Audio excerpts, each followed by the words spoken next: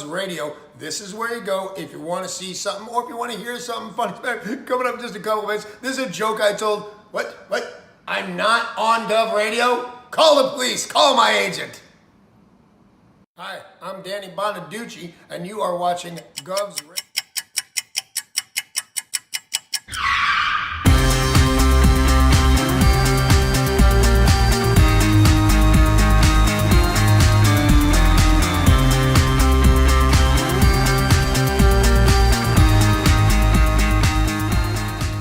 Tony, welcome to Gov. Hey, Joe, how are you? I gotta pat you down though, pal. Oh, yeah? Yeah. All right. Got anything on you? Anything I should know? I got nothing. Anything weird going on? What? Alright, you go in, Tony. Good. Thanks, Joe. Appreciate it. Thanks.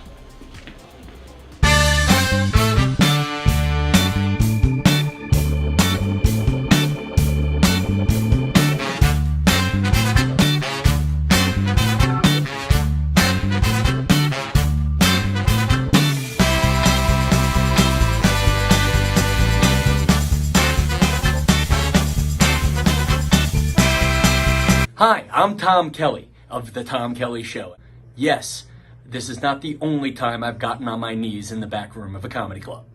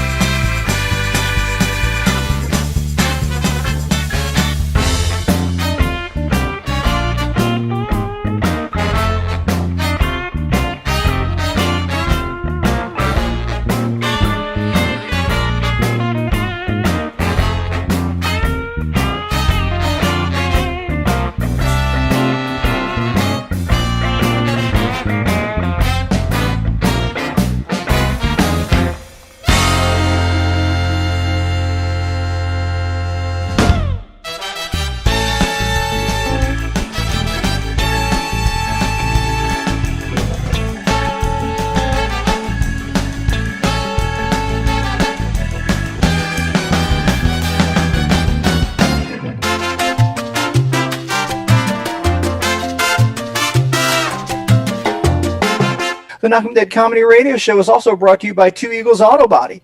For more than 25 years, Two Eagles Auto Body has been the leader in auto body repairs and customer satisfaction on Long Island. Two Eagles Auto Body handles every type of auto repair, from custom applications and restorations to repairs involving insurance claims. Give Two Eagles Auto Body a call and please ask for John Rossi at 516-328-2527. That's 516-328-2527.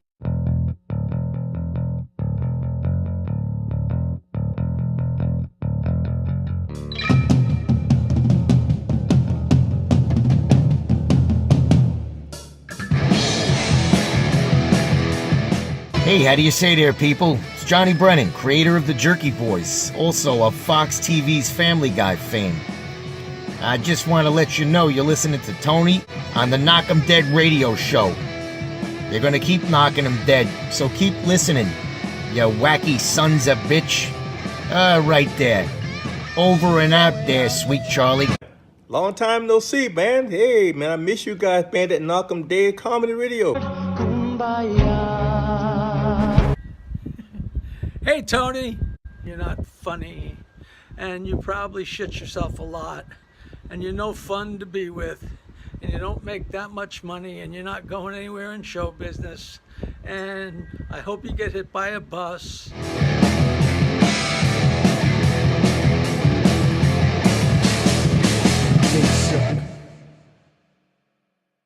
Let's give a big shout out to Tony Walker. Tony Walker, who's a friend of mine. Tony Walker! Tony Walker! Tony Walker, everybody. Stand up, Tony. Where are you? Tony Walker! Thank you so much, man. Ladies and gentlemen, Tony Walker. Our favorite. We love you.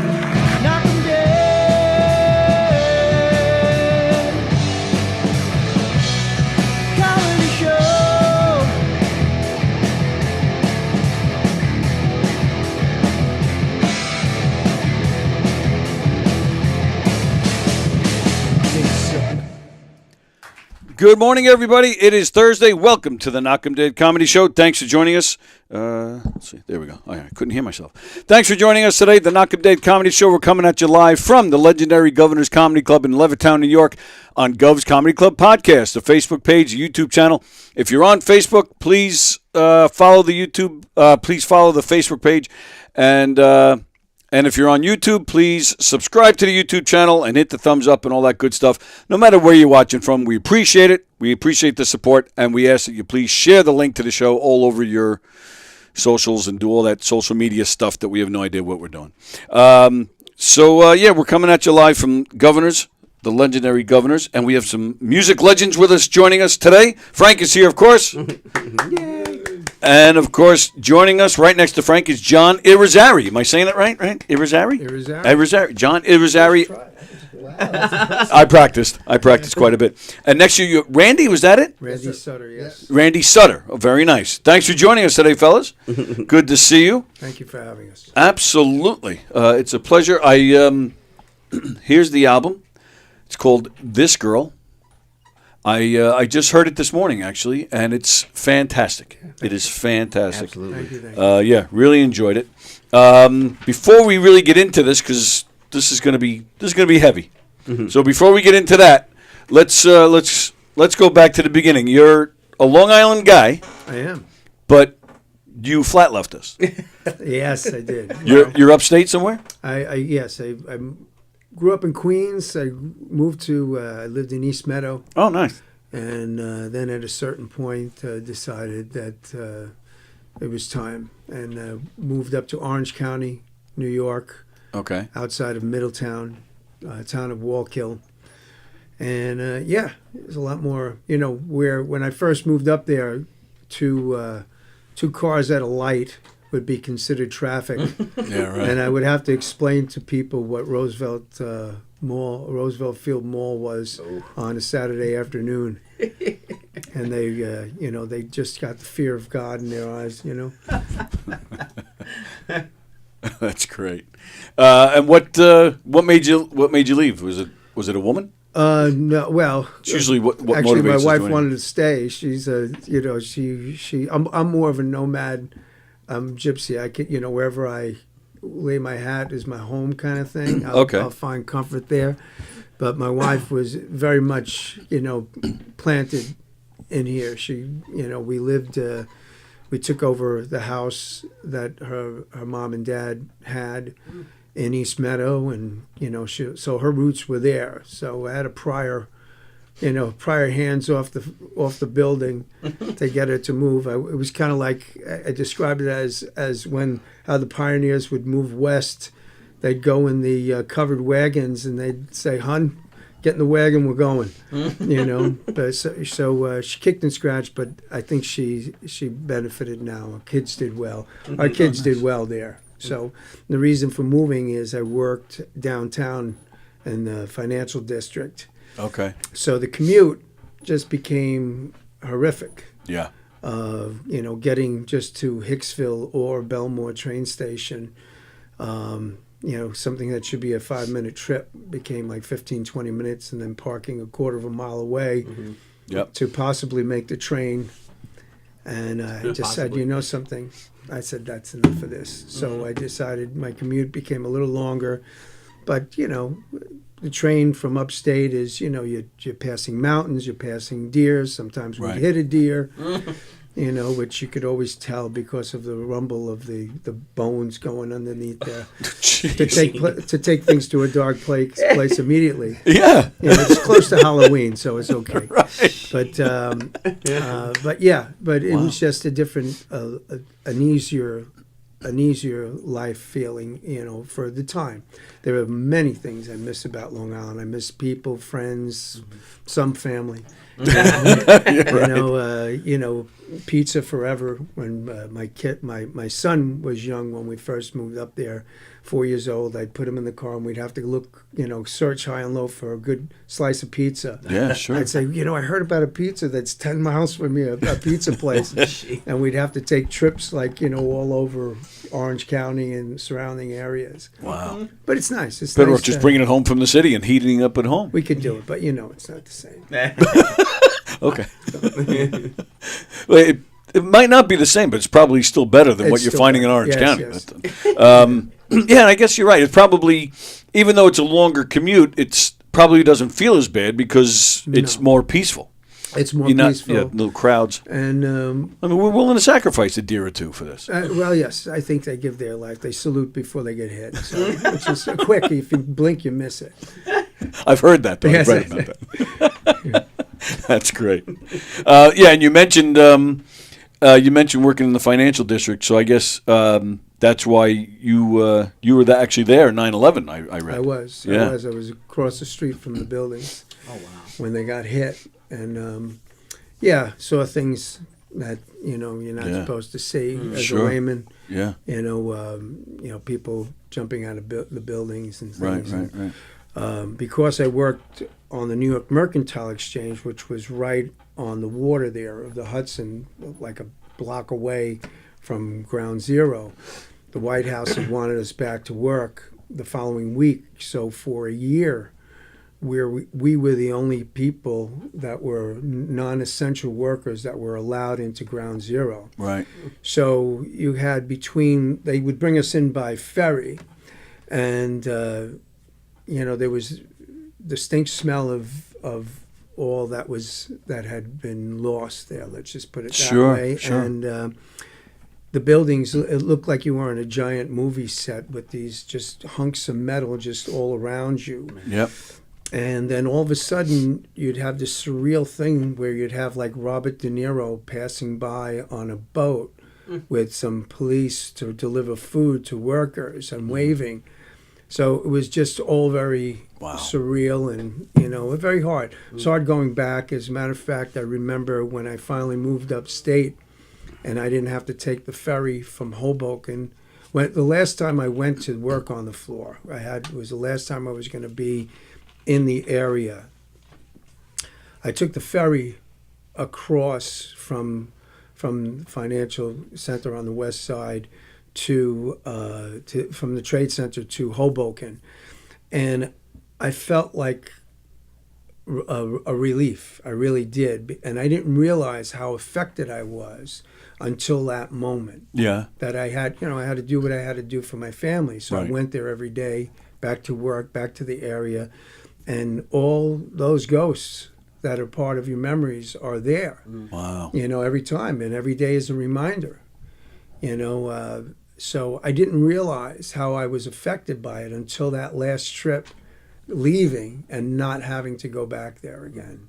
Yeah, it was a trip.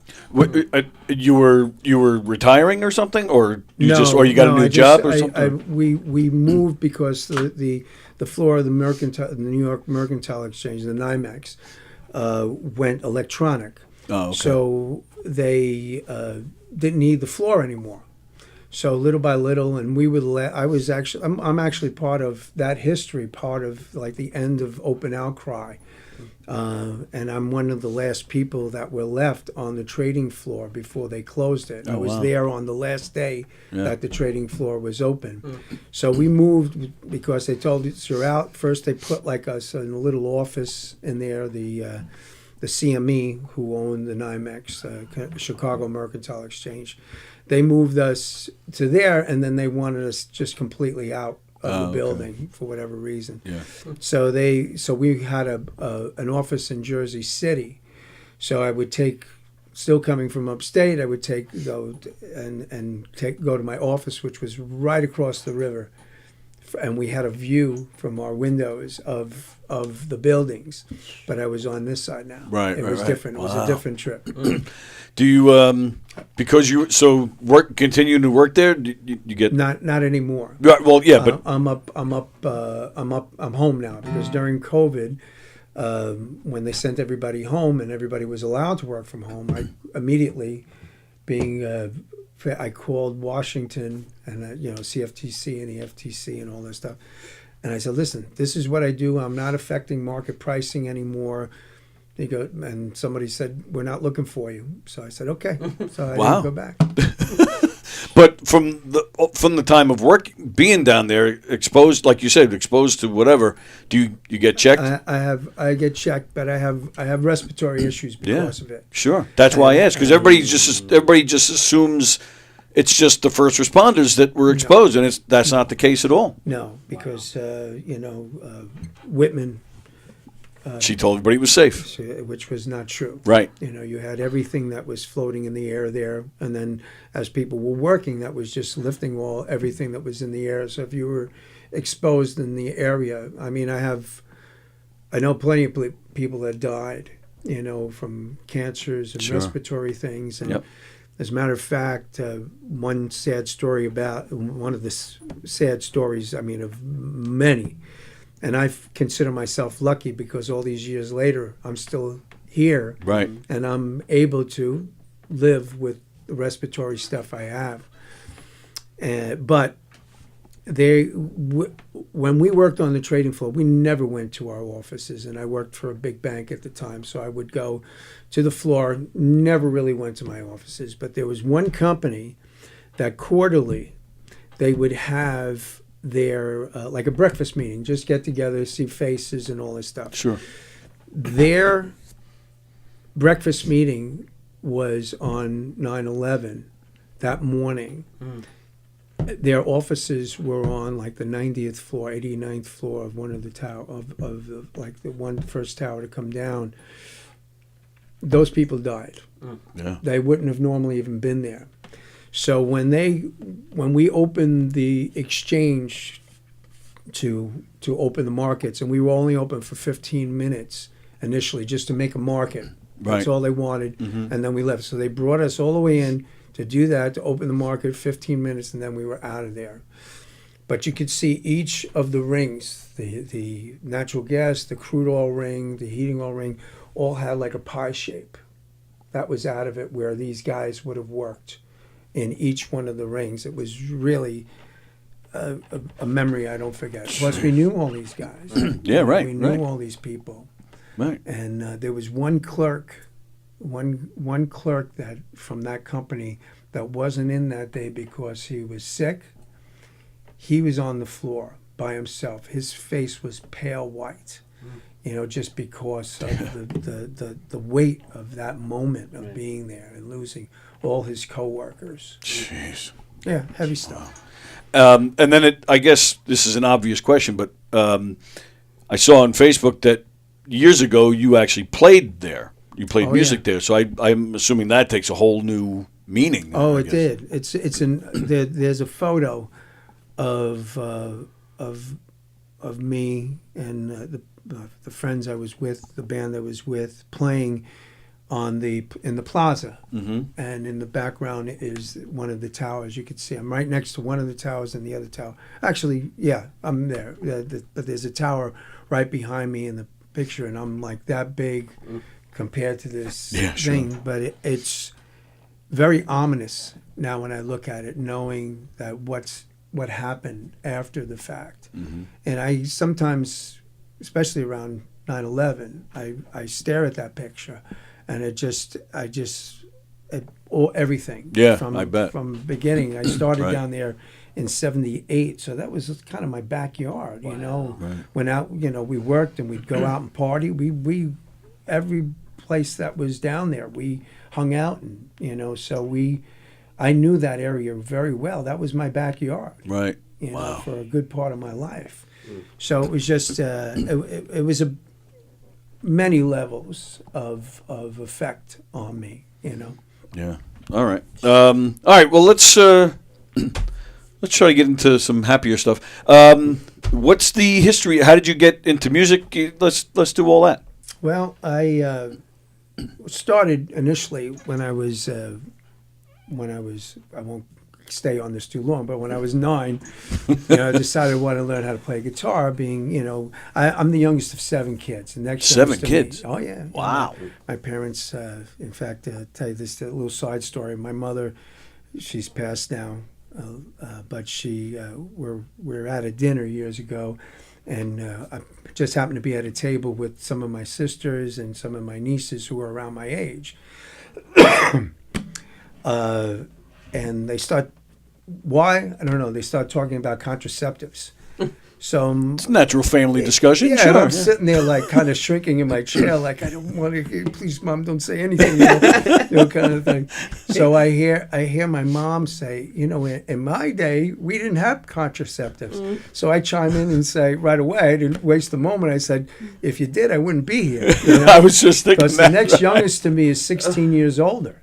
No 7 kidding. kids. Oh yeah. 16 years. Yeah. So what's the difference between you and the oldest? my brother, my oldest brother, is in his 80s.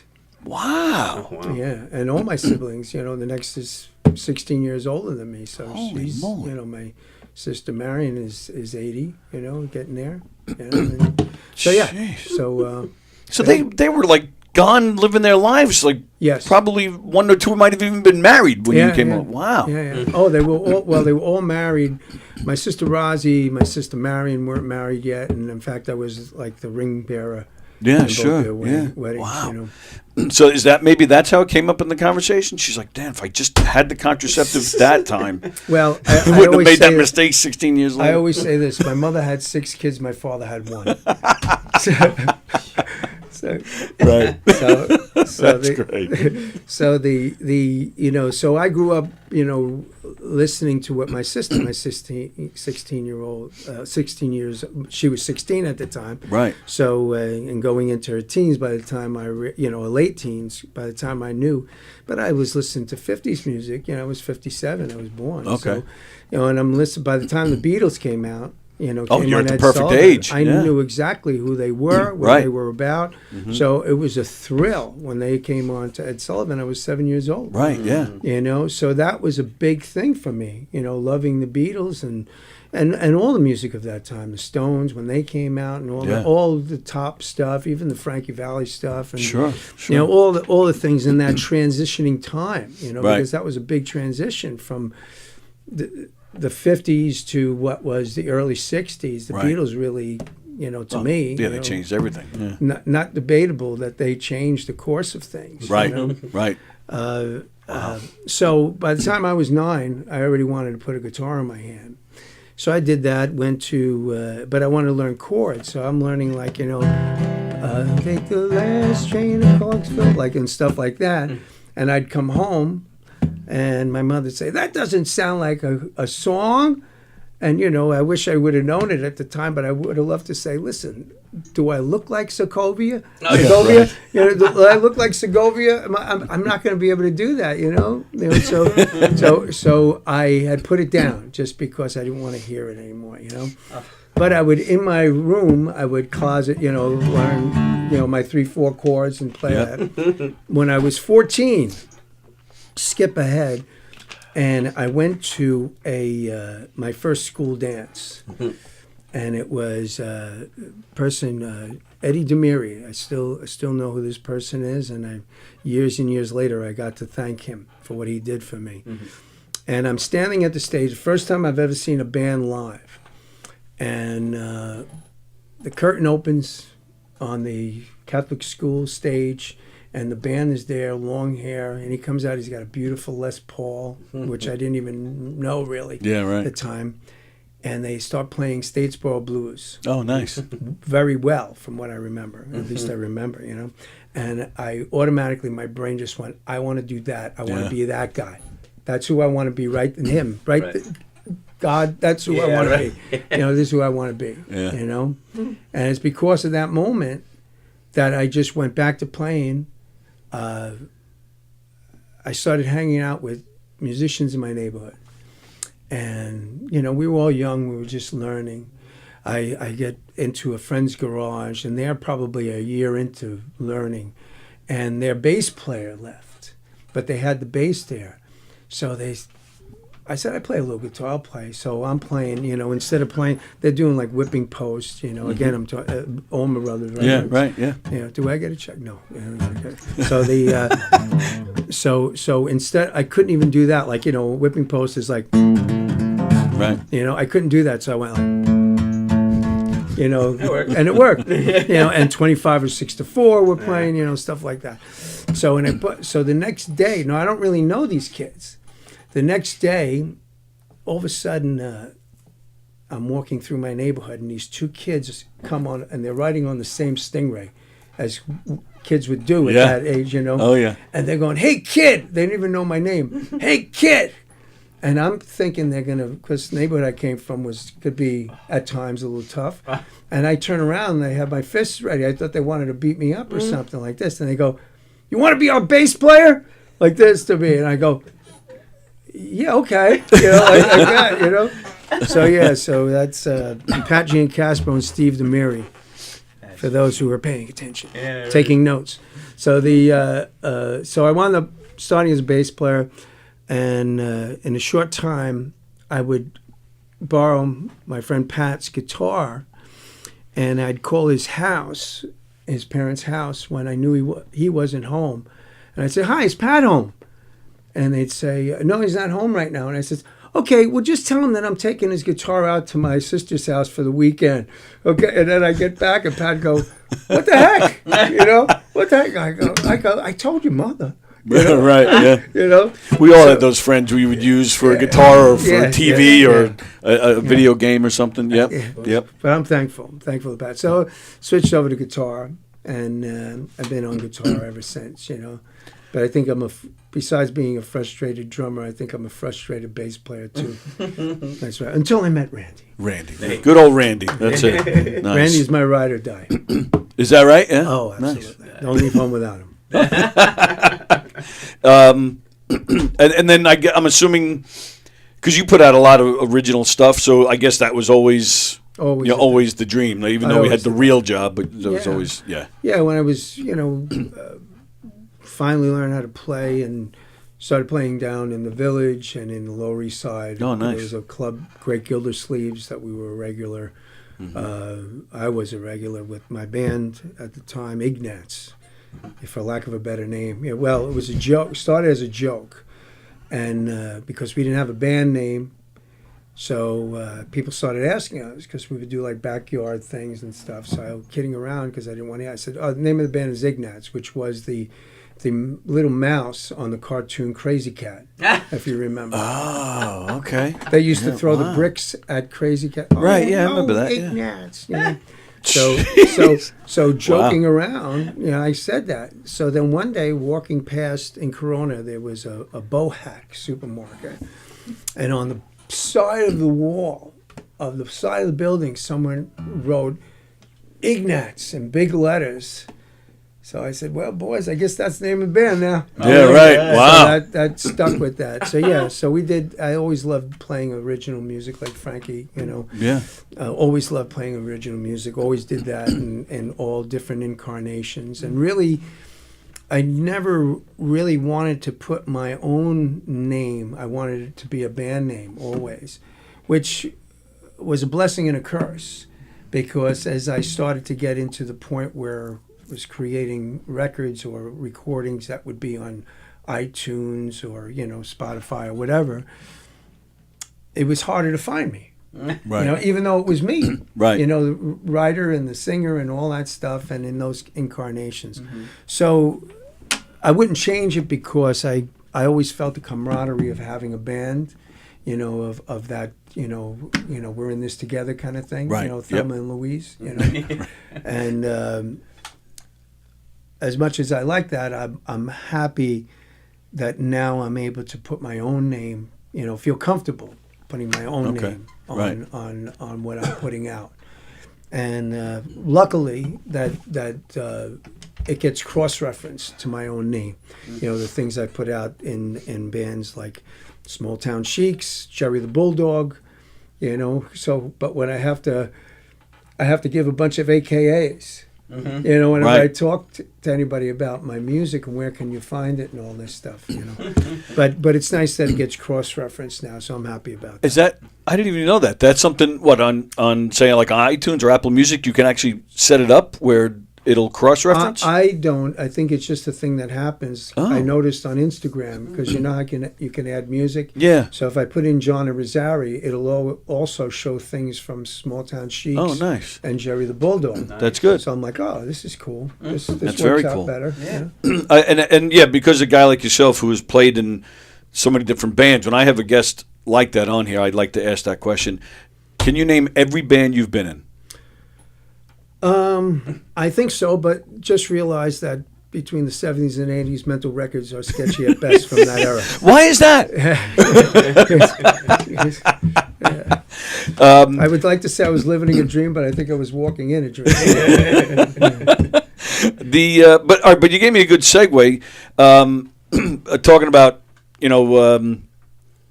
streaming services and the cross referencing.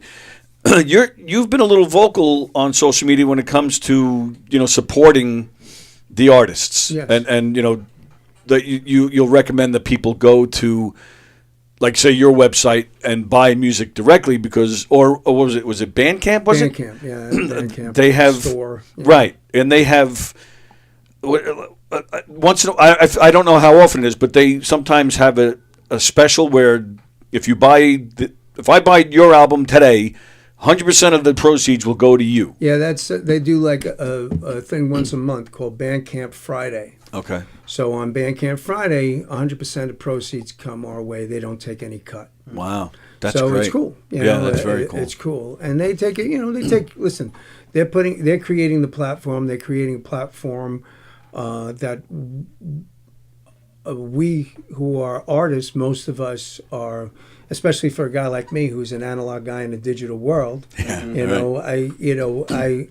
happy to give them a vig, to use a Long Island term, to do that service for me. Right. So it's. I feel. Listen, everybody's got to eat. Of course. So I get that. So. But Apple Music. I mean, you barely. What do you make? You don't even make a penny, right? No. I don't. It's ridiculous. That's the shame of it. Yeah. And it doesn't have to be that way. And although, of course, it's a necessary evil to use the Spotifys and all these things, but when you're getting, I think it's like 0.0004 cents per stream, right? When the CEO is making who knows what, right. And yep. I'm not against capitalism.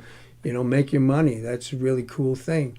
But there is an abuse there. Mm-hmm. Agreed. And it doesn't have to be that way, And you still can make a lot of money. You could still be right, rich, richer than rich, right, and still do the right thing. Exactly. I don't think those two things have to be separate. Yep. And it's a shame, and it's because me, as an independent artist, am not going to be able to pay for anybody in Washington to watch my back. But they are going to get somebody to watch theirs. So you told Randy he's not getting paid for coming down here today? I bought him. Well, I was going to buy him breakfast, but he bought me breakfast. Slice of pizza. Oh, that's right. We get pizza. We're going to pizza. Right. We're going to. I told him one of the better pizza places in New York. Mm-hmm. Can I say the name? Yeah. Umberto's. Oh, yeah. Yeah. See. Yeah. Yep. So I said we'll go to Umberto's afterwards. And we'll get a slice of pizza. Which one? I guess the one that's closest to here. There's one. One up on Union Turnpike, maybe. Oh, maybe not. Is it Union Turnpike? Oh, so yeah, you're going into Queens. You're on Long Island, man. Well, I know. Well, we're thinking around here, Levittown, if Wanto. there's a better place. I'm looking it up right now. I know there's one in Wanto, but that's going the other way for them. Wanto or Belmore, it says here. Oh, Belmore. All right. We'll find it. Oh. Thank God for GPS. That's it. Yeah. Yep. Very nice. GPS is for the aging. Yeah, that's the truth. All right. So before we went on the air, we were talking quickly about Terrifier 3. Mm-hmm. So, the research I did to have you on today, I barely saw anything. I barely saw any video to this movie, but I'm already scared shit. Like, what in the world is this thing, and how did you get involved? Well, when you get threatened by Art the Clown, you better do what he says. So, I'm with you. Anyway, so what happened is a friend of mine who worked on the trading floor with me did well while he was down there. When the floor went away, instead of sticking a technical analysis for dummies and trying to trade the electronic markets, he decided to take his money and do what his original passion was, and that was filmmaking. Oh, wow. So his name is Phil Falcone. And Phil Falcone, a few years back, had done a movie, which I think is a great movie. It was all these are independent movies, but it did a great movie called Joe's War, which had to do with a young man, being like the high school football star and having the girl and all this stuff, and then he goes on a tour in Iraq and the PTSD and what it did to him when he returned. Oh, wow. So he needed a song for a bar scene, for a bar fight scene, which Joe gets into. I'm not giving any real stuff away there. So he was asking on the Facebook page. I didn't really. Phil and I knew each other, but only like passing in the neighborhood, right? The trading floor. It was asking, hey, do we know any songwriters? So everybody went, talk to John, talk to John, talk to John, talk to John, talk to John. So we wound up connecting and speaking, and I sent him some songs, and he picked one of my songs called "The Idle Hour," which is a song about a bar in Nashville. And he took the song, and it's in Joe's War. Nice. Jumped to now he was looking for his next project to get into. Damien Leone, who's the director of the Terrifier movies and the creator of Art the Clown and the story and everything, was looking for a GoFundMe for the first Terrifier movie. And he had done a couple of shorts that featured Art the Clown, but he wanted to do a feature film. And it caught Phil. So Phil financed the whole first movie. In turn, they developed a relationship in the second movie, and in the third. On the first budget for the first one was $250,000. This third installment of the story was a $2 million budget. Wow! So the now in blockbuster movies are much more than that, but for an independent film, that's quite a bit of change. Right. Yep. But so he was looking. It has a Christmas theme. This one. Okay. So Phil asked me. He said, "Do you have any Christmas songs?" And I said, "I do." And I always looked at writing and putting out and something to think about because you have that Christmas song. Yeah, right. I always liked, for a bunch of years, I would record and put on iTunes original Christmas music. A little birdie told me that you write a new Christmas song every year. I do that. Yes. So, and I put it on there because I always looked at it as a lottery ticket with better odds. Yeah, that makes sense actually. Yeah. And it's the gift that keeps on giving if one gets picked up. Yeah. So talking to Phil, he says, "Do you have Christmas songs?" I say, "Yes, I do." He goes, "Can you send them to me?" So Damien and this person, Jason, that were listening to it, picked two of my songs for the movie. Nice. Awesome. So far, just awesome to be, I'm just glad to be part of it. Yeah, sure. And so Phil asked, so he goes, "Okay, so for the sync license, who do I have to talk to?" I go, "Me." Yeah, right. He goes, "Well, who wrote the songs?" I go, "Me." He goes, "Well, okay, well, who holds the publishing?" I go, "Me."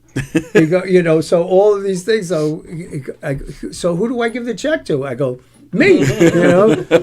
So one of the beautiful things about being an independent artist, Yeah. So I mean, all said and done, it was. I'm grateful for the check, but I'm going to take Randy for pizza. Can we get pepperoni on that? I have to look. Yes, I think so. Depends how much extra it is. Yeah. Right. But then correct me if I'm wrong. When we were talking before, it was this song, right? That's really kind of hitting a little bit on in the social media world. Christmas is Here seems to have been doing really well. My son, who's more social media savvy, was looking at Reddit. Okay. And they were talking about the soundtrack and posting the soundtrack for it. and people were talking about. So I got to find that song by Small Town Sheiks, which is me. Christmas is Here. I have to find that song. I felt like saying, it's anywhere you stream music. Yeah, right. But I did. I asked my son. I said, should I answer him? Should I talk to this person? He goes, yeah, it would be good. So I had to figure out how to get on Reddit. That's the first step. And it was like, it being in whatever the Hobbit, Right. So 2 weeks later, you're able to respond to him. I'm still walking. I'm still walking over hills and valleys, to get there. So I get on Reddit and I answered the guy. I said, listen, thank you very much for digging my song. Yeah, sure. So it was cool to see that. There's a Spotify playlist that someone created that has all the songs from the movie in it. Nice. And my song is there. And that one has been how Spotify works. You can take that to put on your page too. Has been done almost 4,000 times. Nice. So there's some buzz about it, and it's nice to be there. But It's nice to have a buzz. well, yeah. Leave it there. So but the cool thing is that they're going to be they're talking to a subsidiary of Sony Records that wants to do a holiday soundtrack. Nice. So of Arthur Clown's holiday hits or something. I don't know. Yeah. So they're going to do a soundtrack, and my songs are going to be on the soundtrack. How cool is that? So that's where there's a possibility of something more happening. We don't know. Sweet. But That's great. At this point, I have no dreams of grandeur. I'm just enjoying the ride. I kind of look at it now as the success is putting it out, getting it out and it being out in the world. And, even with Small Town Sheiks, the reason why I had called the album that came out Songs for Parker was Small Town Sheiks is because I saw, if you've seen it, Elvis Costello used to have a show called Spectacle, where he would interview other music artists, and then would jam with them a little bit. And they would jam also. Right. Yeah. But it was the conversation was peer to peer kind of thing. So the questions were a little different. Like if you were a tree, what kind of tree would you be? Right. They were a little more kind of like this, me asking you your history. No, yes. I'm kidding. Well, no. Yes. Well, I appreciate that you looked into it. I really do. But there was one time where they turned the tables, and someone came on the show, and she was talking to Elvis Costello, similar to you, where she knew everything in depth about his life, his songwriting, and all this stuff. And I'm like, wow. I go, and it was just as we were about to send our album to press, and I go, if there's one person out there that touches, that then I won. Yeah, right. So who was the person from Weeds, the actress from Weeds? Oh, jeez. Yeah, I can see her face. Well, last name is Parker. Oh, okay. And I forget Mary Louise Parker, is right? it Mary Louise Parker? Yeah, I think it's it. Yeah, Mary Louise Parker. Okay. So Mary Louise Parker, and so I called the album "Songs for Parker." Oh, wow. Not because it's for her, but for that person like her that saw. Right. That felt the way she did about Elvis Costello's music. So if one person hears it, so that album I made for that person. Right. So that's it. I figured it'd be I thought you were going to say it was Elvis's wife that knew about him. Yeah. But I guess she didn't know anything about him. Well, they're Because she's close, great. but Yeah. you wanna Right, keep the I would hope marriage so. together. You don't want to know too much. That was a great show, by the way. Yeah. Now, can we get that song, that Christmas song? Sure, you can. Randy knows it. Are you in the band Small Town Cheek? Well, he's been in live performances of it, but that song "Christmas Is Here" Okay. Was I played everything that was on the recording. Oh, look at you! And I produced it, and I did everything. I was an engineer, and I did all of it. But Mike Smith was my partner in that band, and Mike Smith played harmonica on the. Mike Smith is master of all instruments, small. Very nice. Plays harmonicas and mandolins, right? Oh, you know Mike Smith? Well, Yeah. Okay. So he did Very a great nice. job playing harmonica on that. So we could play that for you. Cool. All right, tell me when to. Go ahead.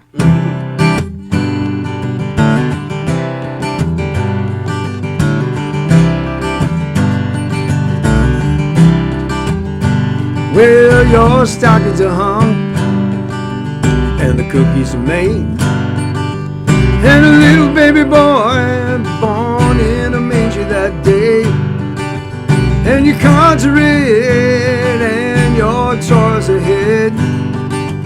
Then the big man comes, yeah, that's old Saint Nick. Yeah, it's Christmas time. Yeah, it's Christmas time. Christmas is here.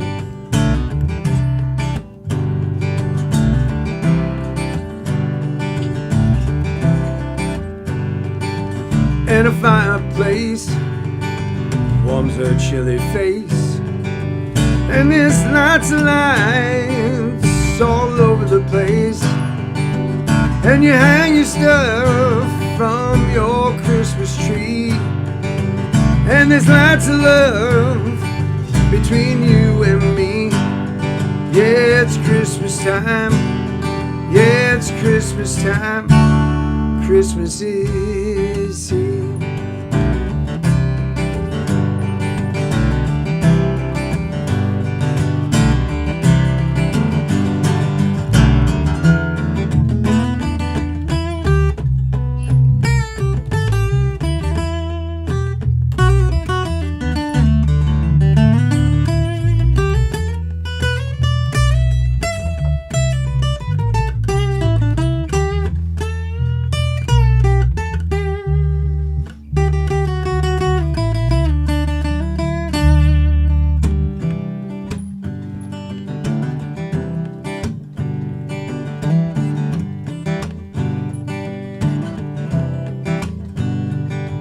And tired eyes can't sleep that night, and a feeling's born that lasts all your life, and it thrills your heart and it warms your soul, and to top it off you play a Nat King Cole.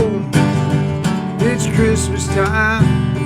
Yeah, it's Christmas time. Christmas is here. Oh, Christmas is here. Chestnuts roasting on an open fire, Jack Frost nipping at your nose. Oh, yeah. It's Christmas time.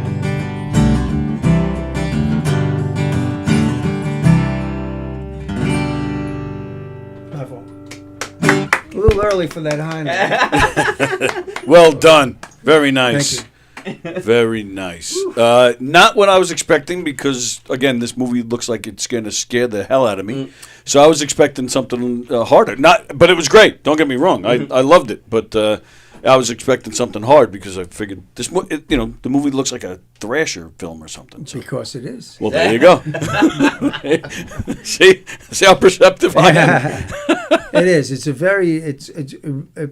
I think Damien did a great job. Phil as well. You know, they did a great job paying homage to like the those slasher horror classics of like the 70s and 80s, like the Friday the 13th, the Halloweens. Sure. You know, he did a great job, just a great job, and the acting is actually really good. The actors and actresses in it really do a great job in it. Nice. So I really like the movie, you know, and I watched the first one, you know, to make sure that I'd be all right in the theater. Mm-hmm. And then I watched the second one, but I think they did a great job for the type of movie it is. Right. If you're into that genre, it's a must see. It's gonna be a classic. Is it out yet or no? Oh yeah, it is. It's out there. Okay. Oh yeah, we went with my buddy Jason to see it because my wife and kids would not. They didn't want to see it, so I went with my buddy Jason, and Jason had a sign that my daughter made for him. My daughter Jessie made for him, that said, ask me about my friend's music in Terrifier 3. That's cool. And there's people sitting in the audience, like younger people, and I'm looking, and they have like Art the Clown slippers on, Wow. and little dolls and T-shirts and hats and things that, you know, just it's a whole cult thing. They have conventions, Nice. Terrifier conventions, and all this stuff. If you go to like Spirit of Halloween, do they have that down here? Yes. So you go in, there's like Art the Clown costumes and you know, those big animatronic things. And So all you'll that be stuff. appearing at like Comic-Con and all those things, like doing signings and stuff. There's money here for We you, can pal. only hope. Nice. We can only hope. Playing Christmas songs. Yeah, right. That's funny. Very nice. Holy cow. Wow. All right, now I feel bad. Poor Randy's been sitting here. He hasn't said a word except asking for pepperoni pizza. I What's don't ask for much. well, typical bass player. So what's the connection? How did you guys hook up? Subway toilet? And for Ahmed? That's for another time. Actually, to go off of that, both of our sons were in Boy Scouts. Oh, And okay. That was where we met. And we That's a rock and roll story right there, man. and we got to chatting, and you know, what do you do? What do you do? You know, what do you like to do? And then we're talking music, and oh, you like John Hyatt? I like John Hyatt too. Nice. How many times have you seen him? You know, and we started to, you know, discuss musical experiences Sure. and things that we've done. And eventually, the opportunity came where it was, I'd like to get together to play, Nice. and we hit it off right away. How many times have you seen John Hyatt? I've seen him 3 times. Oh, not bad. Yeah, How I've about seen you? him probably 4 or 5 times. Nice. Yeah, that's a good one. And different. I've seen him with the Goners. I've seen him solo. I've seen him with Lyle Lovett. I've seen him, you know, with the Mississippi All Stars. You know, as backup. What was for that? him. What was that one band he had with Nick Lowe? Little Village. Little Village. Yeah, I never that got. was good. Did I man. get to see Little Village? No, I got to see Rockpile. I didn't get. To Oh, you saw Rockpile? Oh yeah, they opened for Van Morrison. Oh, so I got to see them in the same bill. That's a good show right there. Oh man. Oh, I love Rockpile. I have. Yeah, Dave Edmonds is just a genius. Oh yeah, absolutely. Wow. Absolutely. Yeah, one of my favorites. Wow, that's awesome. There's a documentary of a Rockpile documentary. Oh, is there? On YouTube? Oh, I gotta find that. Yeah. If I'll look for it and I will send it to you. Well, and I appreciate that very much. Wow. So, all right. So, while we're on this topic, what other groups or bands, artists do you guys like that you found in common? Like, what are some of your favorites? Give me some of your favorites, and then give me some bands that you just don't.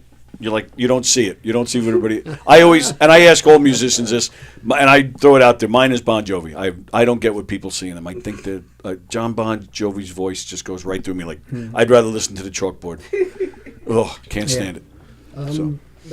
Van Morrison is a fan of Van, and Okay. a lot of the blue-eyed soul that he does. Yeah. You know, just some of the things that he sings about. I personally connect to. A bit of Bob Dylan as well. John Prine. Oh wow, okay. Yeah. Van the Man's on a few tracks on Clapton's new album. Oh yeah. Yeah. Just came out last week. Yeah. Oh, I I'm a didn't big know Clapton that, guy. but yeah. I know that they were connected in a Yeah. way. How about you, there, John? Well, I do love John Hyatt. I do love John Hyatt, and I have a kind of an eclectic mix of what I like. I like everything from a John Hyatt to the Ramones to James Maddock to Frankie Walker to Miles Davis. You know, Nice. like so. I'm kind of all over the place. The guy I really am enjoying now, and it's my younger daughter that turned me on to him, is a guy named Zach Bryan.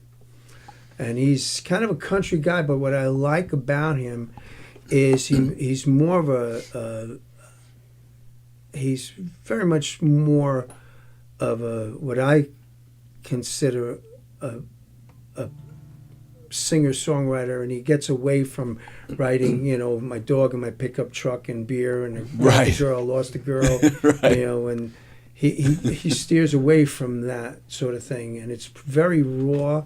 A lot of his stuff seems to be a decent guy. As a matter of fact, he's on the cover of Rolling Stone magazine, this month, and he and Bruce Springsteen are interviewing each other. Oh, that's cool. So his star is rising, and he's just a heck of a nice guy. Nice. You know, he seems like that way anyway. And but his writing is really good, and I like that. I like a song. I want to hear a song. I want to hear the song. Yeah, sure. You know, and I don't necessarily, you know, a lot of which has happened in pop music too, is very formulated and very, you know, more about the production than the song. Correct. You know? And I think it gets away from what I think, and I think that's why, because of what's happening in pop music, not that you asked, but what's happening in pop music now is that younger people are starting to steer towards country music. Oh, yeah. Because I think they're because of corporate wanting to churn out, you know, product. Yep. Right. They've gotten away from the song. Yep. And Agreed. it happens. You know, it happens. It doesn't always mean bad music, but I think at some point it makes it collapse. You know, you've had it, you know, from the beginning of recorded music. Right. I think there's always been a cycle where it's gone up and crashed and gone up and crashed. Well, right. I mean, you mentioned the Beatles earlier. I think that's, I mean, there's a million reasons why they, you know, popped as big as they did, but that, I do think that was part of it, because just before that, you had your Frankie Avalons and your, you know, those guys, Paul Ankas, that were just, you know, they looked like they came straight out of Hollywood. They weren't that really great singers, you know, and then, you know, so you had a little bit of that going on, and then these guys came and just, you know, so it was a little manufactured just before they hit, you know, so it does, it kind of, yeah, and you'd like to think it'll come up, you know, well, get better again. I think it is, and I think it's in, well, because times are different, you have all this opportunity for independent artists that have been kind of on the fringe and underneath, like the little fish that swim under the sharks. Right. Yeah. You've had them as this, but now because, and it's the big music company corporate ideology has done it to them, but now the little fish are getting bigger. Right. You know, Yep. and it's their own fault because they've moved away from the artist to the price point. You know, and how can we do this as cheap as possible, Exactly, as quick as possible, and get this out? We have one of our viewers from California, Ann Rothney. She says, "Bravo, that was a beautiful song." Thank you. So yeah, so Thank you very much. Yeah, so we always always want to see the originals getting out there. All right, so you can find it anywhere you stream. I won't see any money from it, but you'll have it and share it with maybe 1 million of your friends. well, if they go to johnirizarrymusic.com, are they able to buy it there so that you get, you know, so you see a little bit of that? That Christmas song is only for streaming. Oh, okay. So you won't be, well, you'll be able to buy it, I guess, you know, through you know, iTunes or whatever. Right, but right. you know, just enjoy it. You know, Nice. Merry Christmas. Very nice. All right, so we have about a half hour left. A lot I want to cover, but there are two things specifically that I want to get to because I don't want to miss it. So I guess we'll get into the album. This came out earlier this year, correct? 2003, right? Last year, really? No, the beginning of this year. This year, okay. So 2023. I'm missing decades. We knew what you meant. We weren't. Yeah, I know. Did you see that? None of us tried to correct him. We just let him go. So, all right. You know, it would help if I just looked. Oh, all right. So it does say. Why did it says 2020? So why did I think it came out this year? Well, the songs were written. Oh, I see. Okay. All right. So I wasn't completely out of my mind. All right. So you want to tell us Sure. the history behind this? Sure. So I'll start back when I was 12. I lost my 29-year-old brother to suicide, which a few years after that, I got very quiet after that. A few years after that, my discovery of music became my voice. For that part of me that had gone quiet. Mm-hmm. Jumped to 2020, And my 38-year-old daughter, during time of COVID and isolation, she took her life. She committed suicide in July of that year, which is a permanent heartbreak. Yeah. My daughter Lauren, known to her friends as Izzy. For 6 months after that, because it was just too much for me to accept, I drank and I smoked a lot. Understandable. And I stayed numb, and it didn't mean I wasn't hurting, that I wasn't crying constantly, talking to God constantly, and asking, can we change things? But clock doesn't go backwards. So after 6 months, I realized that I wasn't processing the way I should, and the reason why I knew it was because I wasn't writing.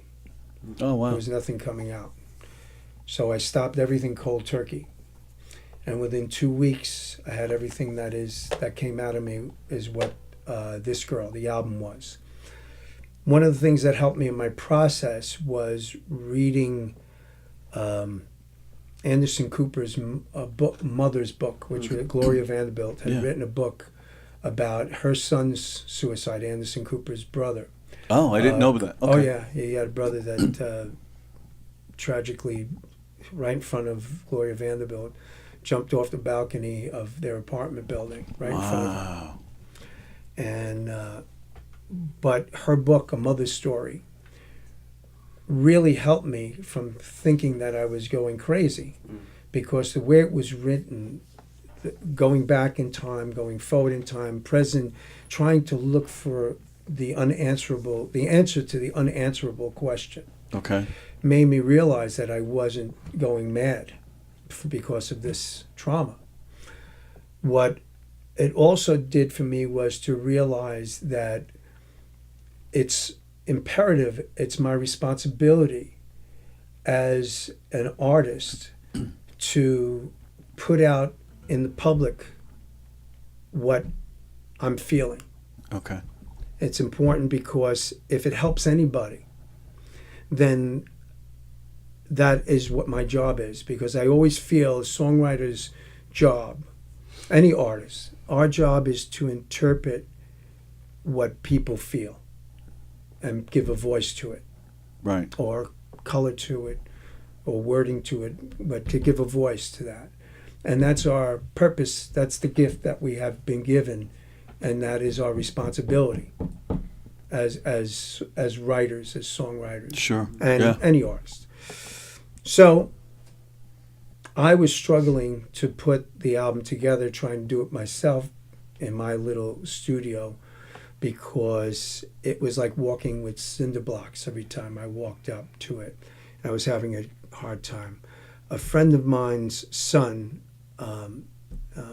my friends are friends of mine, Dan Leone and Donna Leone. They have a son, Joseph, that from a young age has been a kindred spirit since he's a little kid. He's always been a music head, and he grew up loving music to the point that he's one of these guys that plays like 20 instruments well. Yeah. And became an engineer, studio engineer, thanks to understanding the equipment. His father is the head of QPTV, Queens Public Television. Mm-hmm. So he was around studios and that equipment all the time, so he didn't have a fear of it. So he learned equipment. And I was talking to him about it, being kindred spirits, age doesn't really matter. And I said, Joe, I'm trying to do this thing, and, I'm having a hard time. And just that, he goes, bring it to my studio. Let's do it. Mm. And thank God for Randy, and thank God for Joe Leone, who produced the album and plays a bunch of the instruments on the album. We were able to put this together and create what you hear there on This Girl. And it's my offering to anyone who needs it. And you don't necessarily have to buy the album, which is great, because proceeds go to a group that I'm involved with, an organization called Act Through Music.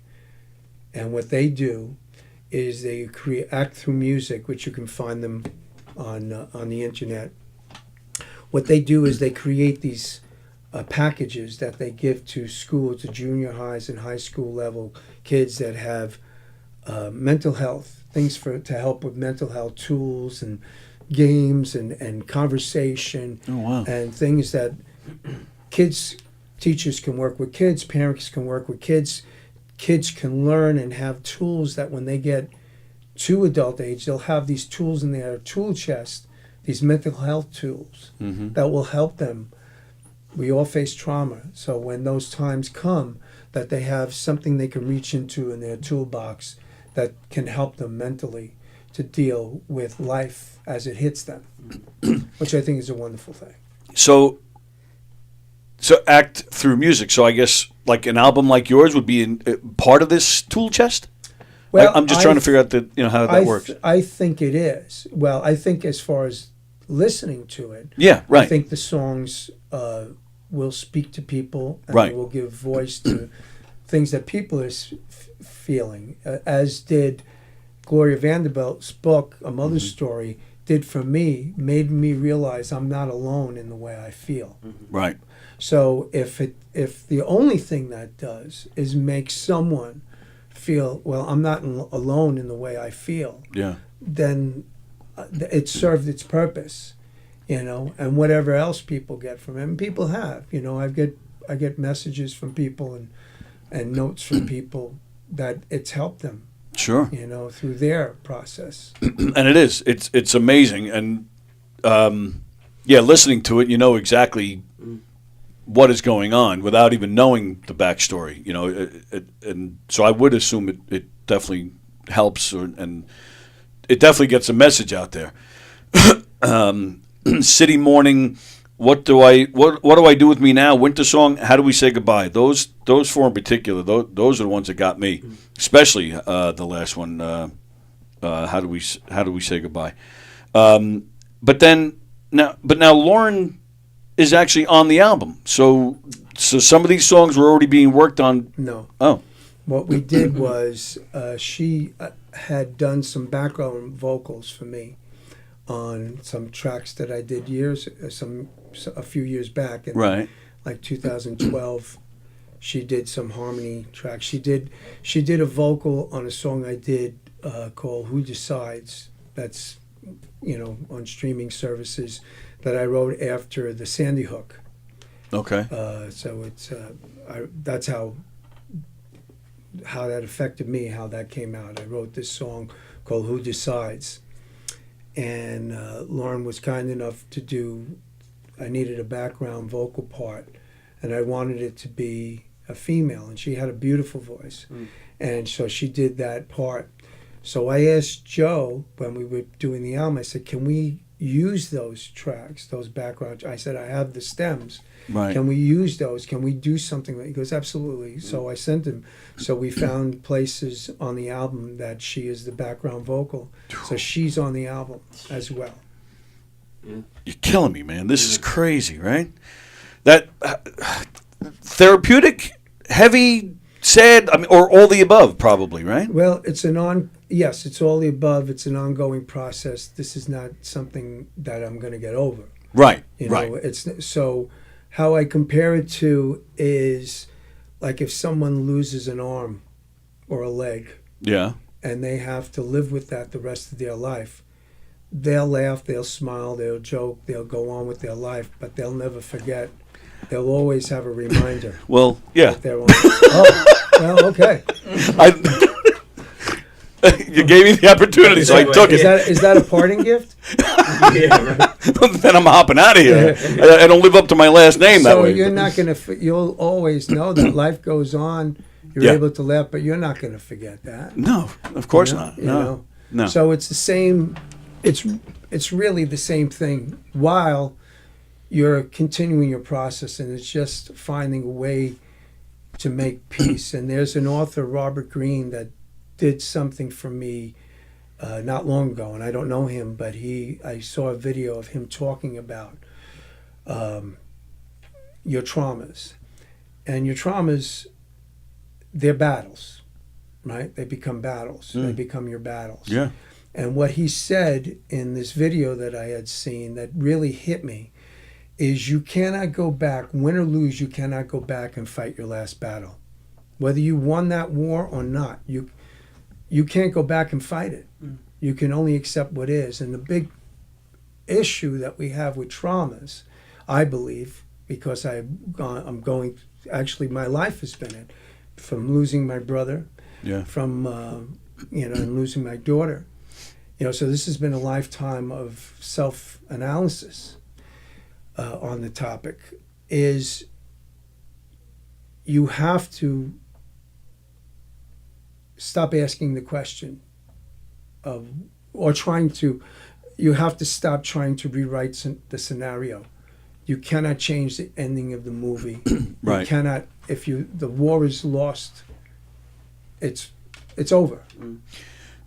So if I'm understanding this right, the questions of, why, what could I have done, like those types of things, like you got to get rid of that? Is that? You have to get rid of it because there's nothing that's going to change what is, And as I said before, a clock doesn't go backwards. Right. It only goes one way. So you get this, for lack of a better term, you get this out of your system.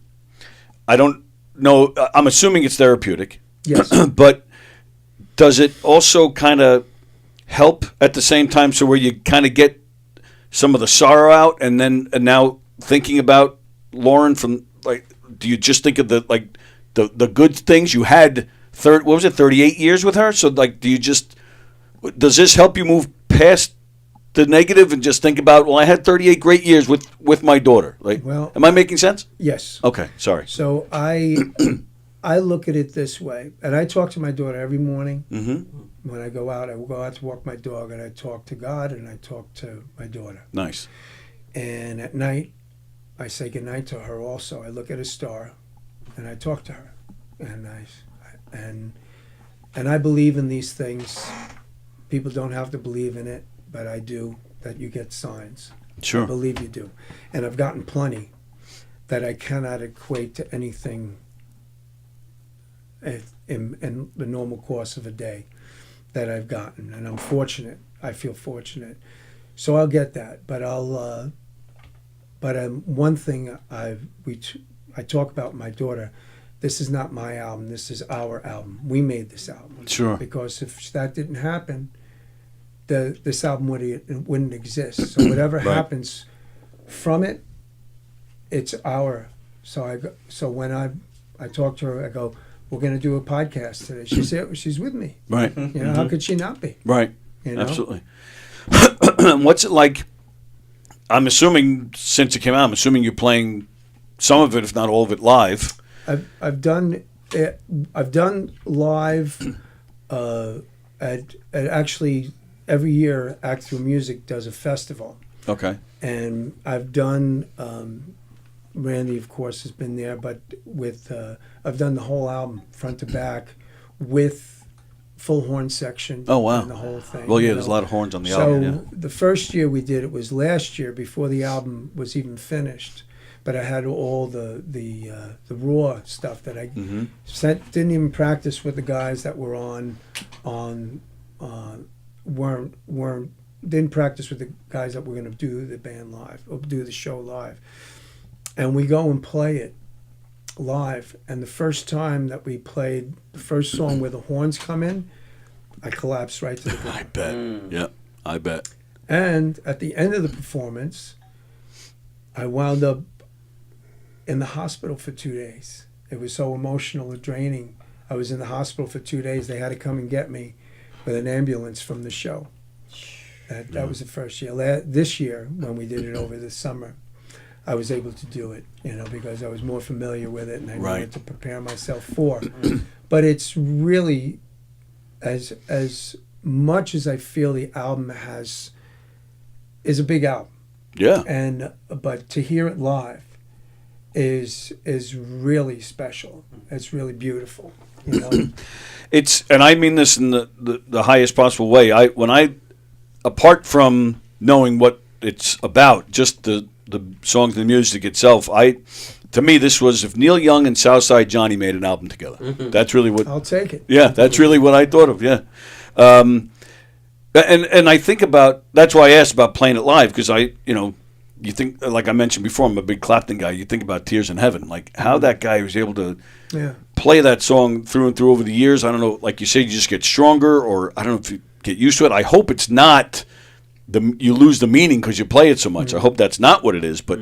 I always just wonder when I hear him play it, like how do you do that? How do you do that? And I want to ask you, Randy, what's it knowing the background and knowing what it's all about? And I'm assuming you may have even known Lauren yourself. So what's that? I don't want to say an outsider, but you're not the songwriter, but you know what this is about. Do you feel more pressure to play well for John, being this is so sensitive? Like, what's it like to be another guy on an album like this? John and I have been close friends for a long time, and I remember talking to John just after finding out, and it was just my heart breaking for him. Sure. His loss for Lauren. This recording the album was an act of love. Right. An act of love for John, an act of love for Lauren. John and I sometimes talk about how do we pay things forward, and John working with ACT, it's an opportunity to have conversations with people. Sure. So I guess in that sense, is there a kind of a pressure that's there? I don't know if pressure is the right word, a presence of mind to know that this is an important topic. It's a necessary conversation that needs to happen. And John talking about us developing tools along the way, and even as adults, we're still going to be involved with trauma. We're going to come in contact with people that are having trauma. Right. And so, we learn as we go, so that we can hopefully help other people, and we can recognize things that are happening in people's lives. Right. Okay. Wow. Good answer. That was great. All right. Well, we have about a little less than 15 minutes left. I would love to get some more music, so I don't know if you want to play something from this, if you want to play whatever you want. I know you guys were talking about playing something together at some point. So let's... Come on, Frankie. Yeah. Let's do it. Okay. Thank you. Frankie had reached out to me, and this was one of his favorite songs from the album.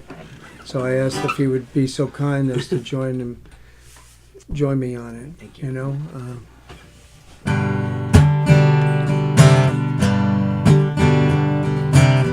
This is called I Don't Want to Say Goodbye. This is where we end now. I don't want to say goodbye. This is where you leave me.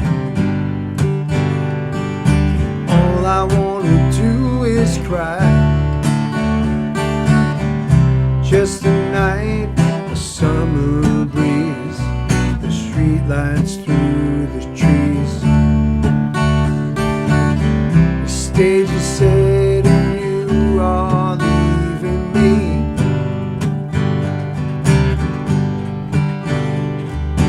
Thought I heard a whisper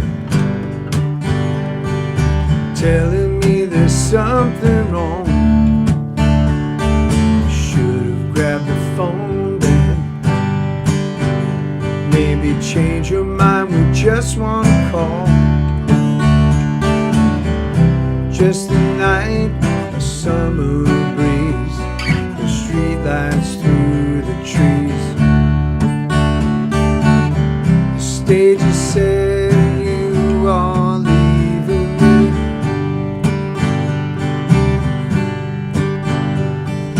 Not my say goodbye brings too much pain. Not my love. Until the time we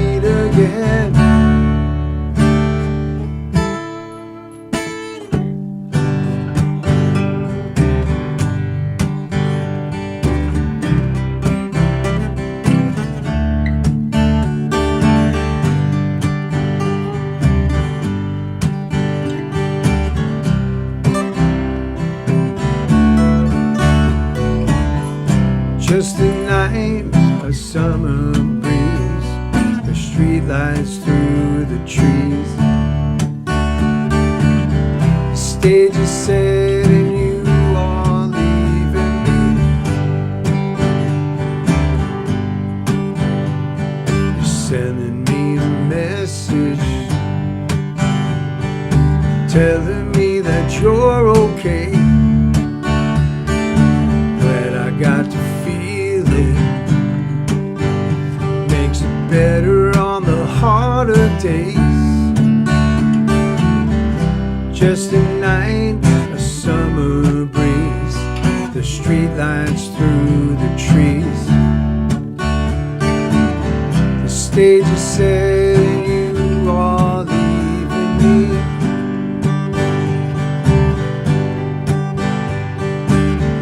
Just a night, a summer breeze, the street lights through the trees.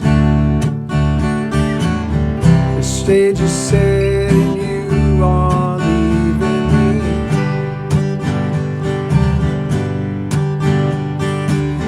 The stage is set and you are leaving me.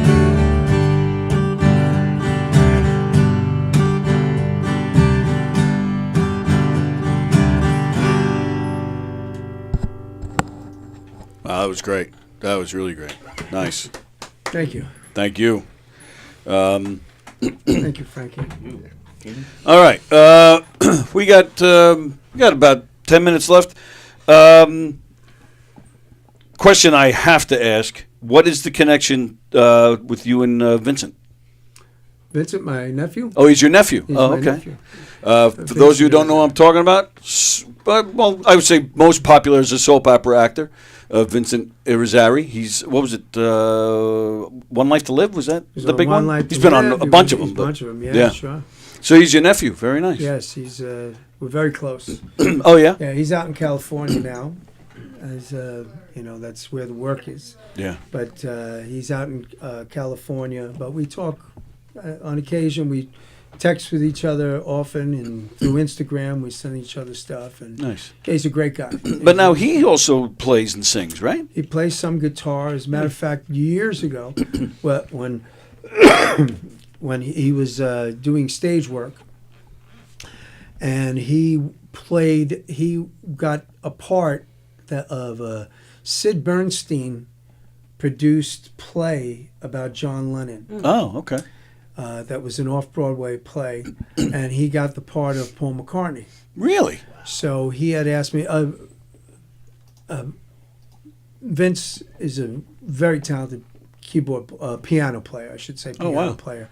Very talented. He plays guitar as well, but he asked if I would help him, to work out the parts. He had to quickly learn like 6 songs for the show on bass, Paul McCartney bass, right? Frankie's laughing because so and I always had a great affection for Paul McCartney. Sure. His solo work as well as with the Beatles. Yep. And you don't realize how intricate and melodic his work is until you sit down and dissect it. Yep. So Vincent and I call him Vince. I'm just, I know him well enough to call him Vince. So Vincent and I sat for an extended weekend. We didn't shower, we didn't shave, we just played like, almost 24 hours a day in my parents' house. That's how long ago it was. And we just worked on these parts, like, starting with Please Please Me, which is, even now, after learning it, is one of my favorite bass parts, And honestly, Frankie, the reason why I love Randy is he's very much that type of bass player. I heard it. Yeah, absolutely. I definitely can tell. He's got this counter melody, that thing. That Tell me more about my eyes. Yes. Yeah, right. Yeah. And he's getting pizza. So, he followed his career. He was in Heartbreak Ridge. Right, He was on The Guiding Light years ago. All My Children, he's one of, got to date in the show Susan Lucci and all these other. He was on in Lucky Chances, which was a a big mini series thing, and Jackie Collins thing, and he's done work, and he still does work. He still does. He's got a thing coming out now. I think it's a live thing that's happening, where it's with two other actors, known actors, and he's part of it, and called Two Dicks. Well, yeah. So that's where he went after after soap opera. That's right. Hey, listen, a gig's a gig. Right. So I'm looking forward to learning more about that. He has some stuff on his social media pages about that, but it looks like a lot of fun. Yeah, sure. And he's going to be doing that. So, and he does public appearances, and he does some singing. He does sometimes they'll do like soap opera meet and greets, but they'll also do like they do them here. Show. They do them here regularly. The place it's. I don't know how it works. I don't know what goes on, but it's mostly General Hospital people. Mm-hmm. But I'm telling you, would think somebody like Paul McCartney's here. This place is mobbed when the General Hospital people come in. It is insane. Crazy. Yeah, which I personally don't understand it. But it's great. Yeah. Listen, it's great, and I'm happy for him. Oh, of course. He's the greatest guy. Anybody who's watching that's a fan, he's a great person in real life, and on the real side of things, he's a great guy, and he's we're very, very close. Very nice. That's great. All right, so I wasn't sure if I should ask, because I don't know. Do you get that a lot? What, with Vince? Well, yeah. Do people ask you about him a lot or no? They do. Yeah. If they know who he is, if they're into that. They don't put it together because nobody could possibly be related to anybody famous. So I don't get it a lot, but if they look at the last name, if someone meets me and they look at the last name, I'll get, you any relation to, because although it's fairly common, especially being one of 7 kids, sure, it's a fairly common name, Well, I knew he was a Long Island guy, so that's why I knew that. I honestly don't know, but once knowing that, I figured there must be some kind of connection, and then I did see on your Facebook you posted something of him playing in some weird movie. I don't know what it was, but he's done a bunch of stuff, but I'm happy for him. Of course, that he's recognized for the work he does, and it's funny because when he first started on the soaps and stuff, it was hard for me because he was still learning his craft, even though he had the gig, but for me, knowing him so well, it was hard to suspend reality. Oh, sure. At first. But now I look at it and I can lose myself in his character. Sure. Which is cool, which means that, he's been able to transition to, put that mask on. Right. That makes him a different person. Right. And that's what they do. He's a really great actor. You guys never, since he plays and stuff, you guys never collaborated musically? We did one thing. It was for a moment, and I never heard the recordings that were finished at a studio, famous studio in Manhattan, way back in probably the 80s, called Bell Sound Studios. Mm-hmm. Frank Sinatra used to record there, and it was wonderful just being in that room, recording just because. Glenn Campbell was in that room, Wow. with Frank Sinatra. Mm-hmm. And so it was great being in there, but I don't even remember what song we played, but Vince played piano on the song, and we've done things. He's come to there was a famous club in downtown Manhattan called Don Hills that I did a benefit show, a Christmas benefit show with a band I was with, another incarnation called Jerry Hattrick and the Flatliners. So it was Jerry Hattrick, for geriatric, and the Flatliners. So, and it was a horn band. It was a big horn band. Oh, nice. 10-piece band, 10-piece band. But Vince came out to do. We were doing something for a Long Island organization called Children of Hope. I don't know if you know who they are. Yep. Children of Hope. I know exactly who they are. So Timothy Jacquard, who runs that, is a friend of ours, family friend.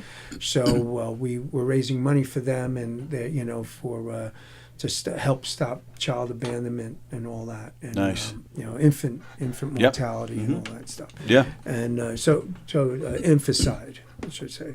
So we were raising money for that, and Vince came to help out with that. So that was where I first witnessed what you're talking about, because all these people that I worked with on the trading floor all of a sudden became gaga over him and like pushed me out of the way. Yeah, sure. To get to him, and he was already used to it, so he was comfortable with it. And I'm like, are you people all right? Yeah, right. It's just Vince. My nephew. That's Vincent to you. So also Ann from California says, beautiful music. Sorry for your loss. What a wonderful way to carry on. Thank you. Yeah, absolutely. Thank you very much. All right, with that, it is time for us to go. John Irizarry Irizarrymusic.com, right? Is that the best way to keep track and stuff? Absolutely. Okay. Say hi. Say hi. Purchase some of the music. Randy, do you have anything of your own you want to push? You have a socials or website? You have your own music or anything? I don't. I write poetry, but I don't have anything that's out. Okay. Published. All right. He's published poet. Oh, all right. Well, would love to do this again. There was a lot more I could have done. So we should do this again, and next time bring some of the poetry with you. Yeah. All right. That's right. And real quick, I know you have some upcoming dates, mostly upstate, right? Playing upstate. Yeah, I do. I don't. I should have put that in front of me. I know it's Saturday. Just happens to be. I'm like number one on the speed dial for benefits. People call me. That's cool. I'm always willing to do it. I've done it. Yeah, right. So we're doing something for the Boys and Girls Club. Oh, okay. Very nice. I'm very big into investing in the youth for a better future. Very nice. That's great. I That's think really that's great. important. Oh yeah, 100%. So there you go. Thank you guys. Thank you guys for coming in today. This is a real pleasure, Thank and you very love much. the It's music. been an And honor. again, this girl, go get it. It's quite the album. Are you nothing to push, right? Okay. Who's on with us next Thursday? This week is Naomi Morgulin Oh, okay. Wife of Mark Newman. Mark Newman, who was with us last week. Right. Okay. See, we said that before on the air. Awful with names, but great with faces. If he walked in, I would know exactly who he is, but his name. Right. Right. All right. But that's why Frank's here. All right. Time for us to get out of here. Today is Thursday. What is on? I think that's it for the rest of the day here on Go. Oh, no. Of course, I'm wrong. We have the premiere of Sports Bash. I'm such an idiot. The very first episode of Sports Bash coming at you today at 1 o'clock. So stick around here on Gov's Comedy Club Podcast. And then that is it for the day after that. So Coffee with the Dog tomorrow morning at 9. I'm back here tomorrow. Laura Patton, one of our buddies, Laura Patton, comedian, will be with us tomorrow. And let's see, don't forget, Governors, let's see, this weekend. Jeff Garland will be here this weekend, ladies and gentlemen. Jeff Garland. Don't bug me. That is not one of the shows I can get you into. It's not happening. But other comedians you can see on a Governor's stage this weekend, Paul Verzi. Speaking of soap operas, Allie Mills and Jeff Kober from General Hospital will be here on Sunday. Hugh Murray is playing the Giggle Room this weekend. Joe Curry's in there as well. Johnny Watson, I believe, is at McGuire's. So go to govs.com and make your reservations to some great comedy shows. Don't forget Knockem Dead Comedy. We're doing one of our hilarious murder mysteries at McGuire's in December. So go to govs.com, make your reservations, and I'm going to work my way backwards. Don't forget December 13th, in the Giggle Room, Gov's Comedy Club Podcast presents The Evil Twins of Comedy, Mark Riccadonna and Don Jameson. Looking forward to that. And, of course, in just another week and a half, the Clash of the Boroughs, Mike Pachetti and friends, Staten Island and Astoria, Queens. From Astoria, Queens, Greg Criticos will be here, along with Andrew Farella, Courtney O'Tara, Sean Kearns, and Johnny McDonald. And I think that's everything for today. All right, so everybody enjoy the rest of your Thursday. Check out John's music, and check out Frank's music. And, that's it. Everybody enjoy the rest of your day. Sports Bash, come on up at 1 o'clock. Thanks again, everybody. All right, guys, we'll see you.